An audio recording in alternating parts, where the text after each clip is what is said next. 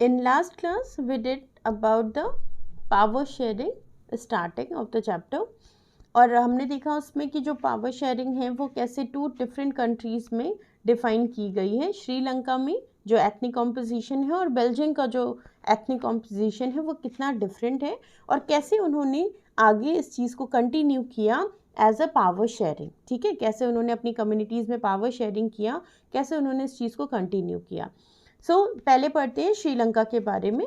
Majoritarianism इन Sri Lanka. Majoritarianism means जहाँ पर जिस कम्युनिटी की मेजॉरिटी ज़्यादा होती है वो रूलिंग अपने हाथ में ले लेती है, ठीक है, या वो रूल करना स्टार्ट करता है। तो as a last video, last knowledge के अकॉर्डिंग हमें पता है कि 74% सिन्हालीज स्पीकिंग श्रीलंका में थे। तो इसका मतलब किसके पास मेजॉरिटी पावर आना चाहिए? सिन्हालीज के पास। Okay, Sri Lanka emerged as an independent country in 1948। 1948 में जो श्रीलंका था वो इंडिपेंडेंट हो गया था। The leaders of the Sinhala community sought to secure dominance over government by virtue of their majority। और जैसा कि ऑब्वियस था कि जो सिन्हालीज हैं वो 74% हैं, तो मेजॉरिटी उनके हाथ में आ जाएगी, वो गवर्न करेंगे कंट्री को, ऐसा उन्होंने डिसाइड कर लिया। As a result, the democratically elected government adopt a series of majoritarian measures to establish Sinhala supremacy। और इस चीज़ को लीगल करने के लिए या डेमोक्रेटिकली प्रूफ करने के लिए उन्होंने क्या किया? एक मेजॉरिटेरियन सीरीज़ को अडॉप्ट कर लिया कि भाई जिसकी कम्युनिटी ज़्यादा है, जिसकी मेजॉरिटी ज़्यादा है, वो लोग रूल करेंगे। In 1956, Act was passed to recognize Sinhala as the only official language, thus disregarding Tamil। अब उन्होंने 1948 में वो फ्री हुए और 1956 में उन्होंने एक एक्ट पास कर दिया जिसके थ्रू सिन्हाला जो लैंग्वेज है वो एक ऑफिशियल लैंग्वेज बन गई श्रीलंका में। इस बात से जो तमिल स्पीकिंग जो पीपल थी उनको बहुत बुरा लगा। उनको लगा कि अरे हमारी लैंग्वेज को तो कोई इम्पोर्टेंस ही नहीं दी गई। तो ये स्टार्टिंग हो गई थी जो डिस्ट्रस्ट था बोथ द कम्युनिटीज़ में, तमिल्स एंड सिन्हालीज में। The government followed preferential policies that favored Sinhala applicants for university position and government jobs। और फिर धीरे धीरे सिन्हालीज ने बोला कि जो सिन्हालीज स्पीकिंग है उनके लिए गवर्नमेंट जॉब है, उनके लिए यूनिवर्सिटी में स्पेशल पोजीशंस है, मतलब आप कह दो रिजर्वेशंस करने स्टार्ट कर दिए सिन्हाली लैंग्वेज के लिए। A new constitution stipulated that the state shall protect and foster Buddhism. और ये भी देखा जाने लगा कि जो कॉन्स्टिट्यूशन था, जो नया कॉन्स्टिट्यूशन बनाया जा रहा था, उसमें बुद्धिज़्म को बहुत ज़्यादा, बुद्धिज़्म लैंग्वेज को बहुत ज़्यादा फोकस किया जा रहा था या उसको मेन बनाया जा रहा था। All these government measures coming one after the other gradually increase the feeling of alienation among the Sri Lankan Tamils। Alienation means अलगाव, ओके, एलियन वर्ड जैसा आप याद कर लो, एलियन हमसे अलग होते हैं, तो एलिनेशन मीन्स अलग होना। अब ये जो बार बार अलग अलग तरीके का बर्ताव किया जा रहा था, जैसे कि 1956 में सिन्हालीज के लिए ऑफिशियल लैंग्वेज बोलना, फिर उन्होंने बोला कि स्पेशल यूनिवर्सिटी में स्पेशल पोजीशन दी जाएगी, गवर्नमेंट जॉब में रिजर्वेशन दिया जाएगा। इन सारी चीज़ों को देखते हुए जो तमिल्स थे, जो तमिल स्पीकिंग पर्सन थे, उनको बुरा लगने लगा, उनको थोड़ा एलिनेटेड फील होने लगा कि हमें सिन्हालीज क्या अलग समझ रहे हैं, या हमें सिन्हालीज जो है वो श्रीलंका में रहने का या अपनी बात कहने का कम्युनिटी समझ ही नहीं रहे, हमें अपने कल्चर का हिस्सा नहीं समझ रहे, ऐसी फीलिंग आने लगी थी। They felt that none of the major political parties led the Buddhist Sinhala leaders was sensitive to their language and culture। और धीरे धीरे उनको ऐसा फील होने लगा था कि ये जो कल्चर है, ये जो लैंग्वेज है, ये हमको ही बचानी पड़ेगी, कोई भी सिन्हाली सिन्हाली लीडर इसके बारे में नहीं सोचेगा।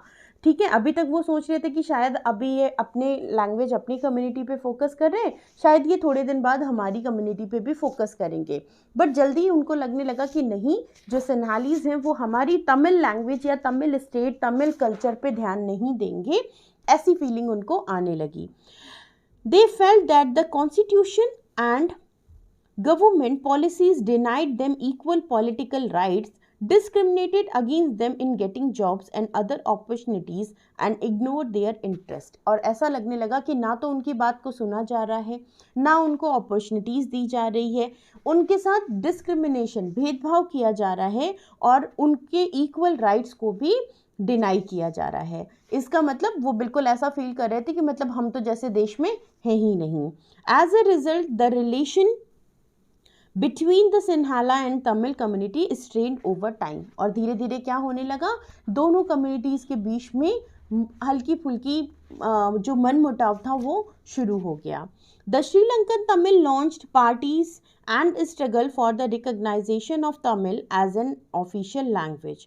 For regional autonomy, the equality of opportunity is securing education and jobs. और धीरे धीरे इन लोगों ने, जो तमिल्स थे, इन्होंने डेमोन्स्ट्रेशन करना शुरू किया, ये स्ट्रगल करना शुरू किया कि हमारी लैंग्वेज को भी ऑफिशियल लैंग्वेज या रिकग्नाइजेशन मिले। इन्होंने इक्वेलिटी के लिए, अपॉर्चुनिटी के लिए, एजुकेशन इंस्टीट्यूशंस में भी, उसके लिए भी इन्होंने स्ट्रगल करना शुरू किया।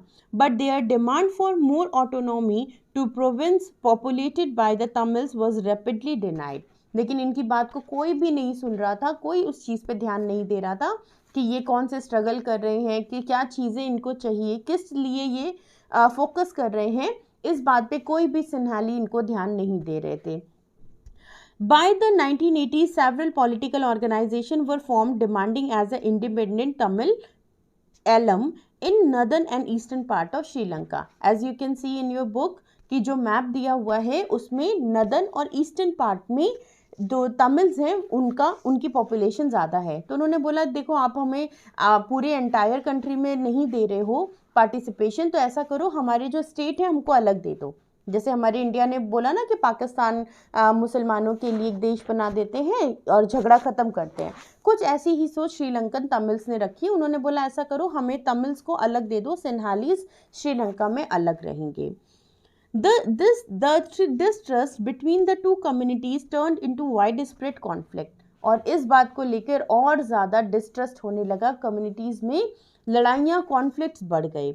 It soon turned into a civil war. और देखते ही देखते ये जो कम्युनिटी की लड़ाई थी, जो सिटीजन्स की लड़ाई थी, ये सिविल वॉर में कन्वर्ट हो गई। सिविल वॉर क्या होता है बच्चा? Civil war is a kind of war जब सिटीजन्स, किसी कंट्री के सिटीजन्स आपस में ही लड़ने लगते हैं, तो हम उसको कहते हैं civil war. As a result thousand of people of both communities have been killed. और इसका रिजल्ट क्या हुआ? दोनों कम्युनिटीज़ के हज़ारों लोग मारे गए। Many families were forced to leave the country as refugees and many more lost their livelihood. बहुत सारे लोगों ने अपनी जॉब छोड़ दी, घर टूट गए, जला दिए गए, और बहुत सारे लोग मजबूर हो गए अपना देश, अपनी जगह छोड़कर एज अ रेफ्यूजीज रहने के लिए। रेफ्यूजीज होते हैं बेटा जो लोग अपने देश को छोड़ के, अपने नेटिव प्लेस को छोड़कर किसी दूसरी कंट्री में रहने लगते हैं, जिनके पास ना रहने के लिए ना कोई आइडेंटिटी होती है, कुछ भी नहीं, ऐसे लोगों को हम रिफ्यूजीज कहते हैं। You have read in chapter 1 of economics class 10th about Sri Lanka excellent record of economic development, education and health. आपने अपने चैप्टर 1 डेवलपमेंट इकोनॉमिक्स में पढ़ा है कि श्रीलंका के पास एजुकेशन और इकोनॉमिक डेवलपमेंट बहुत अच्छा था, लेकिन due to this civil war ये सारी चीज़ें खराब होने लगी। But the civil war has caused a tribal setback to the social, culture, economic life of the country and it is ended in 2009। तो ये जो लड़ाई थी, जो सिविल वॉर था, ये होते होते इतने सालों तक चला, आप खुद देख लो 1948 से 2009 तक।